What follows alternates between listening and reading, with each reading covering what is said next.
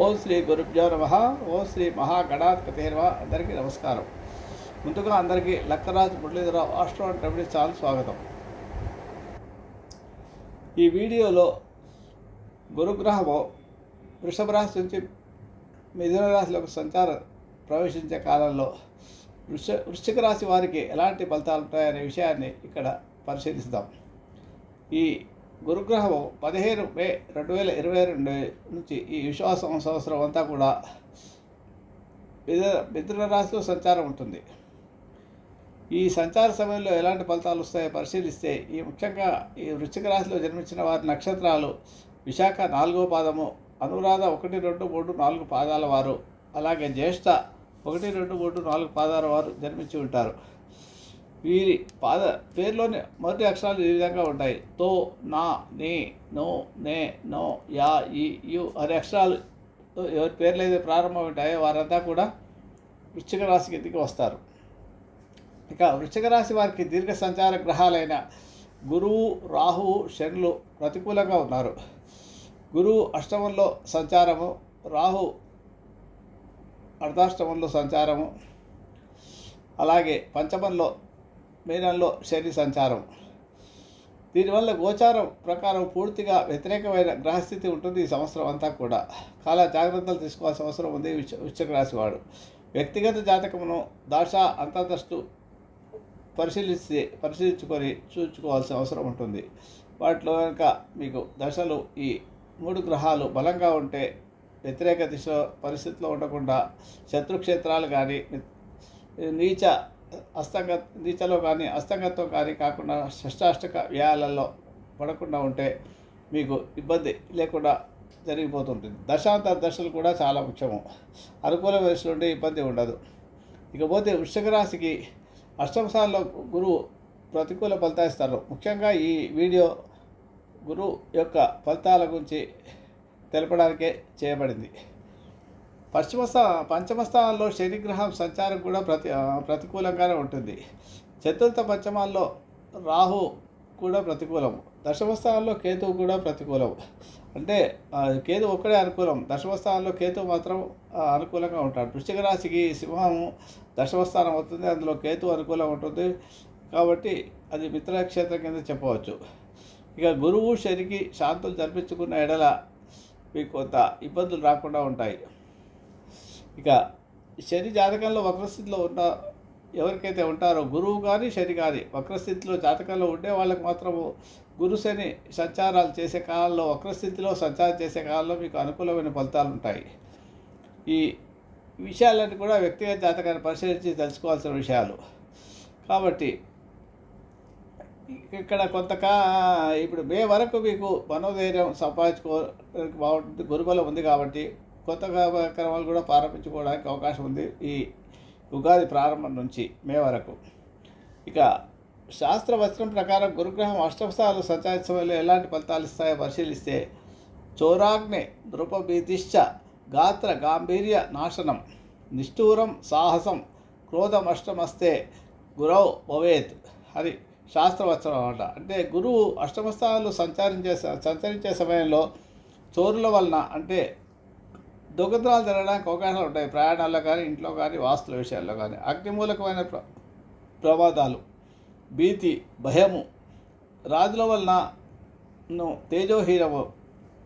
రాజులంటే ఇప్పుడు గవర్నమెంట్కు ట్యాక్స్ కట్టకపోవడం వలన, మర్చిపోవడం వలన, ఇంటి ట్యాక్స్ కట్టకపోవడం వలన, రోడ్డు మీద వెహికల్ నడుపుతున్నప్పుడు నిర్లక్ష్యంగా నడపడము, మీరు ఏదో ఆలోచిస్తూ ఉండడం వల్ల సిగ్నల్ కావడం వలన, మీ కార్లో డ్రైవింగ్ లైసెన్స్ పెట్టుకోకుండా డ్రైవింగ్ చేయడము, లేకుంటే కార్ ఇన్సూరెన్స్ చేయకపోవడం, ఇలాంటి వాటి వల్ల పనులన్నీ కూడా మీకు ఇబ్బంది జరుగుతూ ఉంటాయి.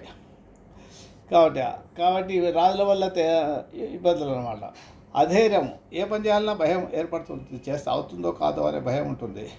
మీరు కొద్దిగా ఇవన్నీ మానసిక స్థిమితం లేకపోవడం, ఆందోళన వల్ల కొన్నిసార్లు కఠినంగా మాట్లాడాల్సిన పరిస్థితి కూడా ఏర్పడుతుంది. దానివల్ల కూడా అవతల వాళ్ళు హర్ట్ అయ్యి మీకు ఇబ్బందులు కలిగించే అవసరం. కోపం కంట్రోల్ చేసుకోవాలి, లేకపోతే హద్దు మీరి నడచడం వల్ల కూడా. ముఖ్యంగా మీరు డ్రైవింగ్ చేసేటప్పుడు ట్రాఫిక్ పోలీసులు సంయమనం పాటించి వ్యవహరించండి. లేకపోతే మీకు అనవసరంగా వాళ్ళ పోలీసు వాళ్ళ కోపం తప్పించకుండా ఉండడం మంచిది. మీరు తప్పు చేసిందే సరే, తప్పు చేశానులే, సరే ఏం చేస్తూ పొరపాటు అయింది సార్ అని, అంతేకాని వాళ్ళ మీద నా వెహికల్ ఎందుకు అయిపోవు, నా మీద లైసెన్స్ లేదా, నాకు అది లేదా, ఇది లేదా అని వాళ్ళతో ఆర్గ్యుమెంట్ పెట్టుకోవద్దు, వివాదాలకు దిగవద్దు. ఎవరితో, పోలీసు వాళ్ళే కాకుండా ఆఫీస్లో కానీ, ఉద్యోగాల్లో కానీ, కస్టమర్స్తో కానీ మీరు వ్యవహరించే ప్రతి పనిలో కూడా మీరు సమయాన్ని పాటిస్తే మీకు ఇబ్బందులు రాకుండా ఉంటాయి. ఇంకా శని పంచమ స్థానంలో సంచారంలో ఎట్లాంటి ఫలితాలు ఇస్తాయో కూడా తెలుసుకుందాం. కార్యహాని మనస్తాప, జ్ఞాతి వ్యాజ్య కలాపం. జ్ఞాతి అంటే బంధువులతోనూ తోబుట్టులతోని వ్యాజ్యం చేసే వ్యాపార భాగస్వాములతో కొంత ఇబ్బంది అన్నమాట మీకు వచ్చేది. వాళ్ళతో కార్యకలాపాల్లో మనస్తాపం చెందడం అన్నమాట.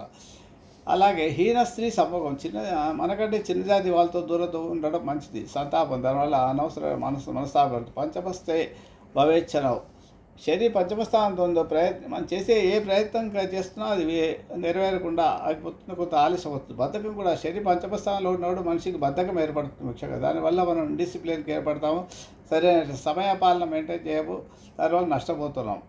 అలాగే మనం చేసే దానివల్ల ఏమవుతుంది, ప్రతి పని ఆలస్యం అవుతుంది.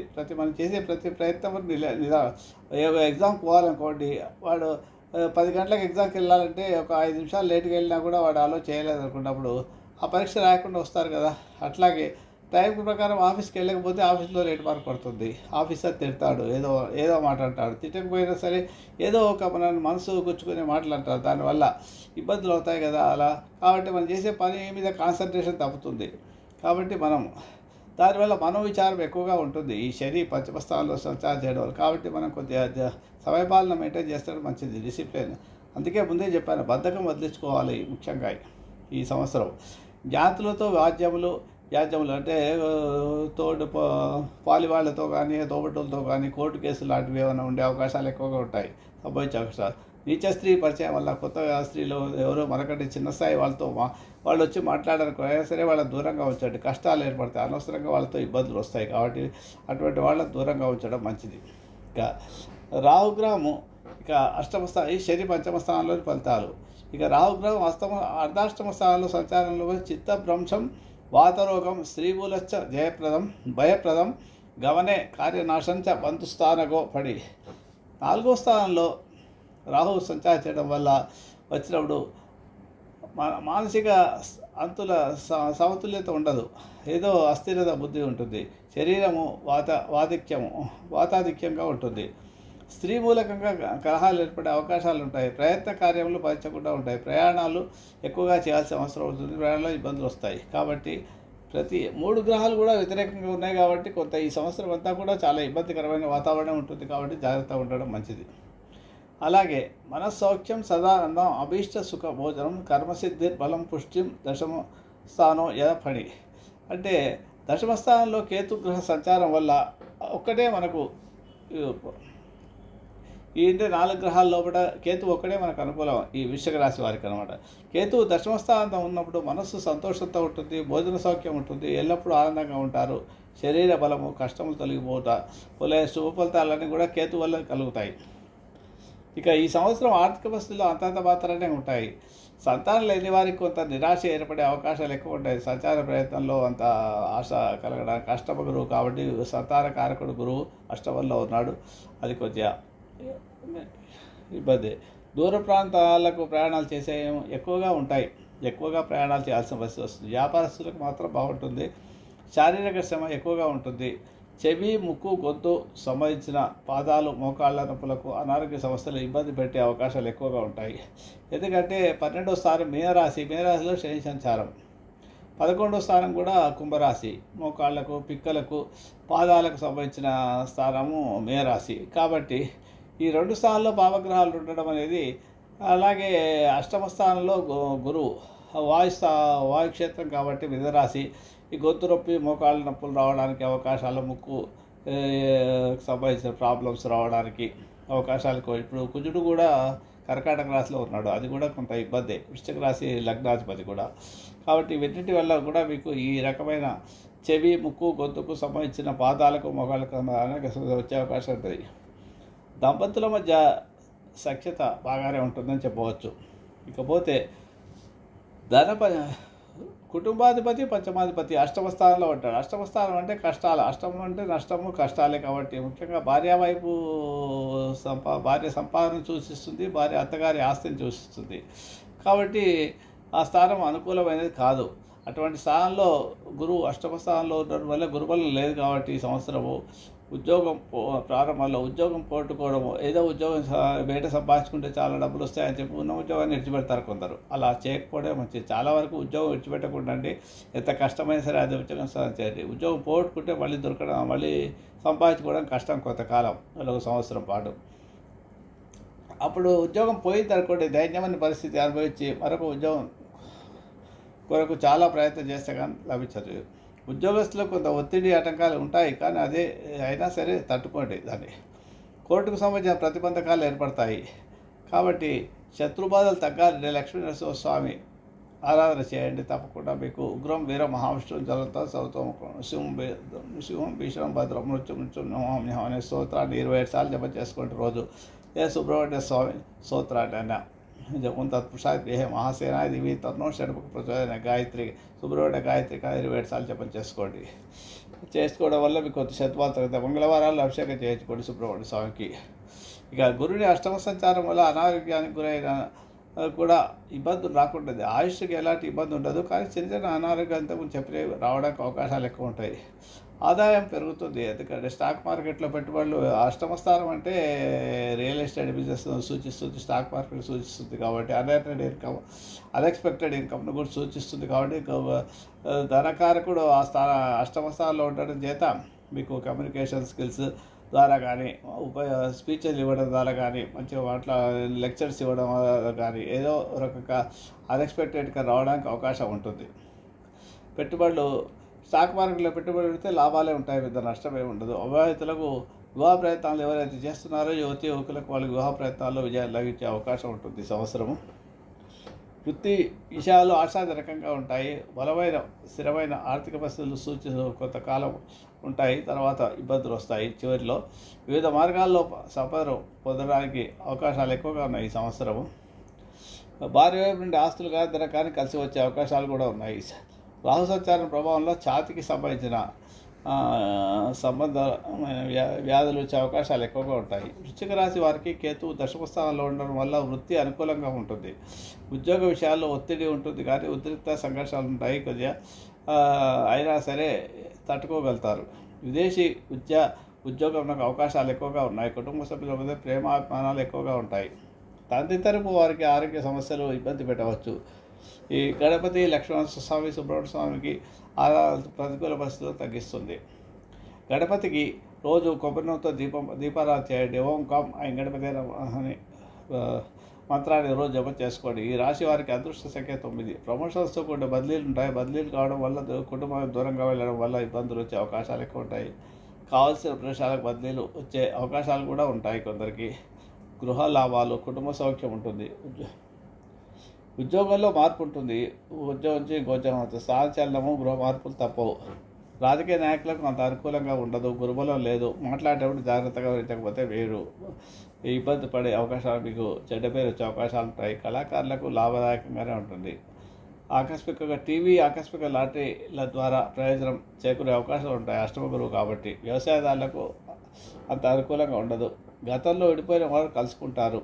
ఉద్యోగాల్లో ఉన్నవారికి అనుకూలత, పై అధికారుల ఉన్నత, ప్రమోషన్లు, బదిలీలు. చేయవలసిన శాంతులు ఏంటంటే మీపై ఇతరుల ఈర్ష్య, అసూయ, ద్వేషం ఉంటుంది.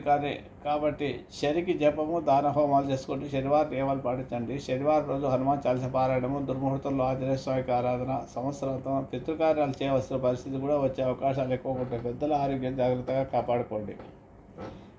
నక్షత్ర ఫలితాలు పరిస్థితి విశాఖ వారికి ఆరోగ్యం పట్ల శ్రద్ధ అవసరము. అనురాధ వారికి అనారోగ్య బాధలు అధికమవుతాయి. నూతన కార్యాలు ప్రారంభించకుండా ఉండడం మంచిది. జ్యేష్ఠ నక్షత్రం వారికి అభివృద్ధి ఉంటుంది. ఆకస్మిక ధనలాభం ఉంటుంది.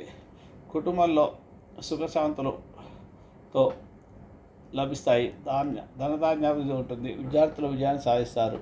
ఇంకా అధిక ఫలితాలు పొందడానికి లక్ష్మీనరసింహస్వామి ఆరాధన, విష్ణు సహస్ర పారాయణము, కుజగ్రహానికి ప్రతి మంగళవారము కుజగ్రహానికి అధిపతి సుబ్రహ్మణ్య స్వామి కాబట్టి మంగళవారం అభిషేకం చేసుకోవడం కానీ సుబ్రహ్మణ్య స్వామి ఆలయ దర్శనం కానీ చేసుకోండి, లేదా కుజగాయత్రిని రోజు జపం చేయండి.